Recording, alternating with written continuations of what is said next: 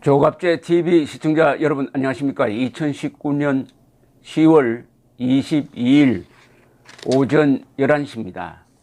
주한미군 사령관은 유엔군 사령관을 겸하고 한미연합사 사령관을 겸합니다. 따라서 이 자리에 있었던 분들은 한반도 상황에 대해서, 특히 한국 방어에 대해서 그 누구보다도 넓은 시야를 가지고 깊게 보는 사람입니다. 이런 분들은 전직이 되어야 솔직하게 이야기를 합니다. 아주 활동적으로 이 발언을 하는 분이 있습니다.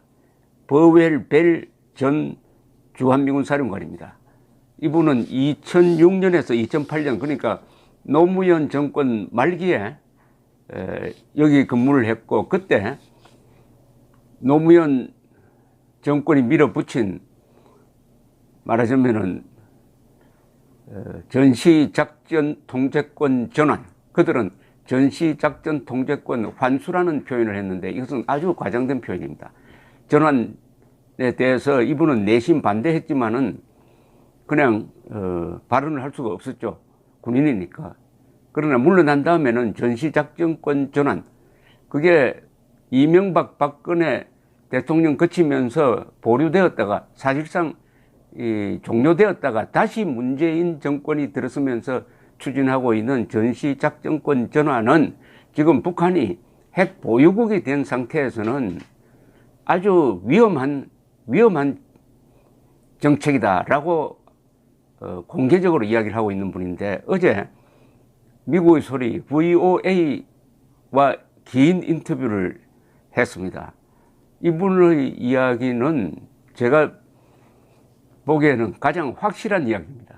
그러니까 양비론을 펼치지 않고 군인답게 좋다 나쁘다를 분명히 한 인터뷰라서 읽고 있으면은 이 외교관들이 한 이야기하고는 달라요. 이걸 한번 좀 소개를 해드리려고 그러는데, 이분이 한 이야기 중에서 한국에 잘 안 알려져 있는 이야기가 있습니다. 이분은 노무현 대통령이, 당시 대통령이 자신에게 면전에서 미군은 점령군이라고 했다는 겁니다. 점령군이라고 했다. 그래서 그 발언을 절대 잊지 못할 것이다. 극도로 기분이 상했다라고 이야기를 했습니다. 미군을 점령군이라고 생각하는 사람은 북한 노동당 정권밖에 없습니다. 미군은 1945년 9월에 들어올 때는 해방군으로 들어왔어요. 그때 일제를 패망시키고서 한국을 해방시킨 군대로 들어왔습니다. 그리고 군정을 실시하고 48년 대한민국이 건국된 다음에 1949년 6월 30일 한 300명의 미 고문단만 남기고 다 철수해버렸어요. 다시 미군을 불러들인 자는 김일성입니다. 김일성이 남침하니까 트루만 대통령이 한국을 살리기 위해서 파병했던 것입니다. 해방자로 왔고, 그 다음에는 구원자로 왔습니다. 그리고 6.25 전쟁을 마무리하고 물러나려고 하는 것을 이승만 대통령이 붙들었습니다. 아주 압박을 하면서 붙들었어요. 그래서 한미 상호 방위 조약이 체결되고 여기에 한미 동맹군으로서 주둔하고 있는 것입니다. 그러니까 미군은 처음에는 해방군, 그 다음에는 구원군, 그 다음에는 동맹군으로서 주둔하는데 점령군이라고 했답니다.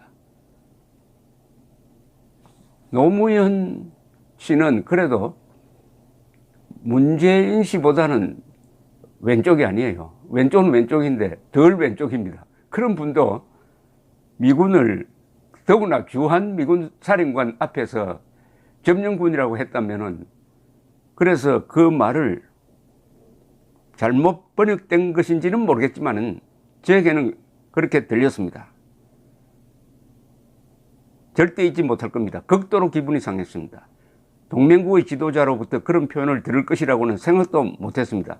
믿을 수 없을 정도였지만 노 대통령은 그렇게 느꼈던 것이고, 우리는 최대한 이를 수용하려고 했습니다. 요 비슷한 이야기가 있어요.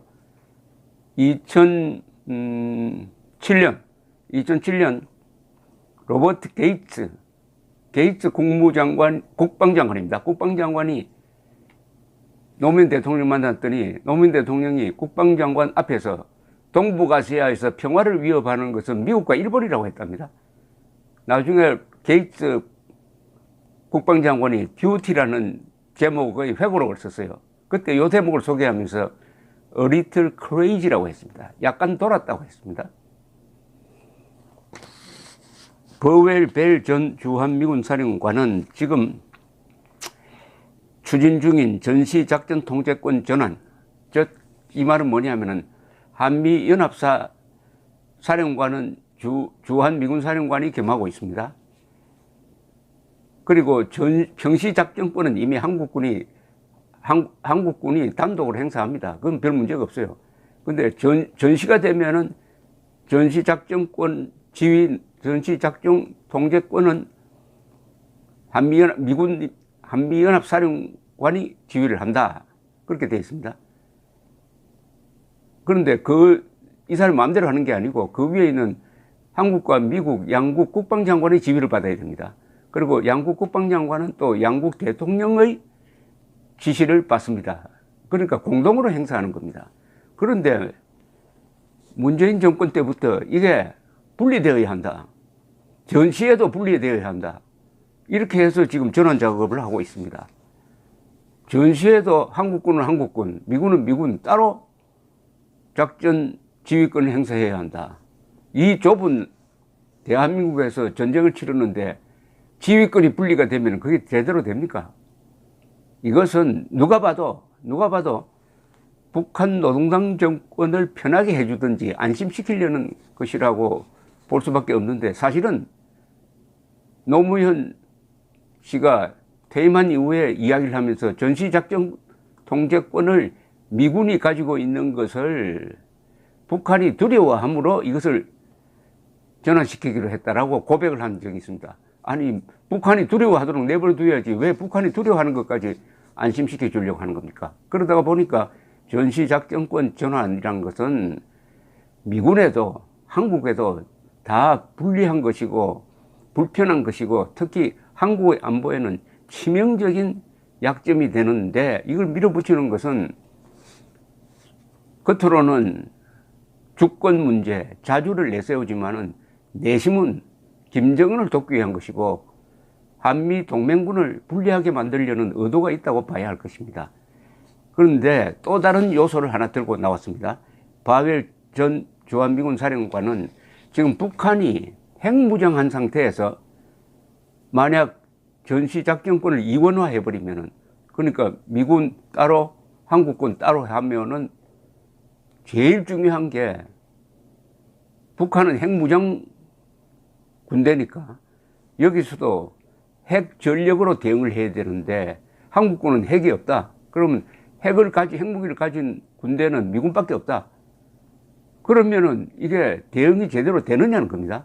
제일 처음에 재래식 병력으로 남침을 했을 때 한국군이 재래식 군사력으로 막다가 북한군이 불리해지니까 그 다음에 핵무기를 쓰려고 할 때 한국군은 핵이 없어요. 그러면은 미국에 부탁을 해야 될 거 아닙니까? 미군에게. 그러면은 이게 재래식 전쟁이 핵전쟁으로 또 돌아갑니다. 그러면 핵 통제권을 가진 미국이 한국군처럼 절박한 심정에서 과연 이걸 사용하겠느냐 하는 크나큰 문제에 봉착을 하는 겁니다. 근데 지금처럼 한미연합사령관이 미군이면은 핵과 재래식 전력을 같이 통합해서 사용을 하니까 미국이 약속한 핵 우산 원칙에 입각해가지고 핵 전력을 쓰든지 아니면 그걸 가지고 북한을 위협하든지 하는 데는 아무런 문제가 없습니다. 왜냐하면 미군 사령관이 핵 통제권을 갖고 있는데 딱 분리되어 버리면은 한국의 합참의장이나 한미연합사가 그냥 존속한다고 할 때 한미연합사령관은 핵이 없어요. 한국군 사령관이 미군의 핵을 사용할 수 있습니까? 미군 핵부대에 대해서 북한을 공격하라고 명령을 내릴 수 있습니까? 없잖아요. 그래서 이 문제를 지금 아주 예민한 문제입니다. 이걸 벨 전 주한미군 사령관은 제기를 했습니다. 이렇게 이야기했습니다. 벨 전 사령관은 지난 6, 7년 동안 북한은 더욱 위험해졌다. 북한은 한국전쟁 이후 가장 위험해졌다. 아주 이 말이 아주 핵심 아닙니까? 왜냐? 핵무기를 갖게 되었다는 겁니다. 북한이 핵무기를 가졌기 때문에 한국전쟁 이후 가장 위험해졌다. 가장 위협적이 되었다는 거죠. 핵무기 역사를 보면은 북한이 핵 개발하기 전에도 한국에는 핵무기가 있었습니다. 그리고 91년에 전술핵을 빼버렸습니다. 그런 한때 북한도 한국도 핵무기가 없는 상태가 되다가 최근 몇 년 사이에 북한은 핵을 가지고 한국은 핵이 없는 상태가 되어버렸습니다. 정반대가 되어버렸어요. 그러면은 전시작전권을 지금 그대로 유지해가지고 한미 동맹군이 핵 능력까지 가지면서 북한에 대응하도록 해야 되는데 한국과 미국을 딱 갈라가지고 한국군과 미군을 갈라가지고 한국군이 미군의 핵무기에 의존하면서 북한을 상대할 수 있느냐는 겁니다. 하나로 가지고 있어야지. 즉 한미연합사령관, 미군 한미연합사령관이 미국의 핵 전력을 통제를 하면서 북한을 대응을 해야지. 이게 미국과 한국이 분리되었을 때 한국군이 과연 제대로 북한을 상대할 수 있느냐? 핵 능력을 통제하지 못하면서 이렇게 지적을 하고 있습니다. 벨사령관이 이어서 북한이 핵 능력을 갖게 된 이상 주권과 지휘 통제권을 완전히 확보하고자 하는 정치적 고려보다 실제 전쟁 수행 능력이 더 중요해졌습니다. 그러니까 이 문재인 정권이나 노무현 정권이 밀어붙였던 그 이유가 주권 문제다. 아니면 한미연합사령관이 미군이라고 해서 한국 사람들이 자존심 상합니까? 그 미군 사령관 위에 한국 대통령의 지시도 받아야 하는 구조가 되어 있는데 이게 무슨 주권 문제입니까? 나토 사령관도 미군입니다. 미군 사령관이 나토 사령관 겸하고 있어요. 그러면 영국이나 뭐 독일 같은 나라는 자존심이 없어서 그 체제를 참고 있습니까? 그래서 그런 걸 따질 때가 아니라 실제 전쟁 수행 능력을 가지고 평가를 해야 된다. 왜냐하면은 북한이 지금 가장 위험한 존재가 되었고 핵을 가지고 있기 때문이다. 이렇게 이야기합니다.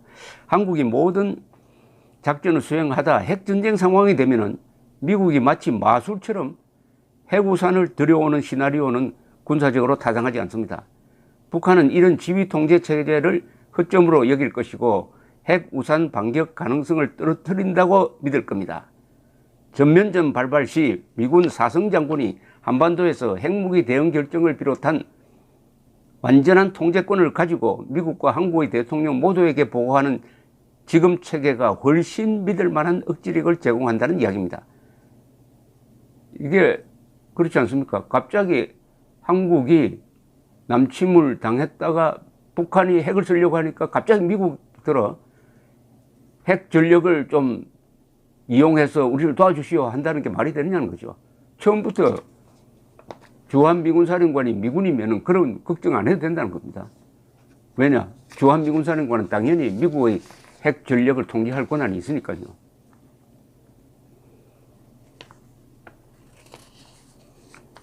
기자가 이렇게 물었습니다. 전현직 당국자들 사이에서 전작권 전환 작업을 중지해야 된다는 이야기가 지금 있느냐 하니까 이분은 뭐 거기에 대해서 분명하게 이야기하지 않았지만은 전체적인 분위기로는 지금 미국의 군사 부분에서는 최소한 지금 전시작전권 전환에는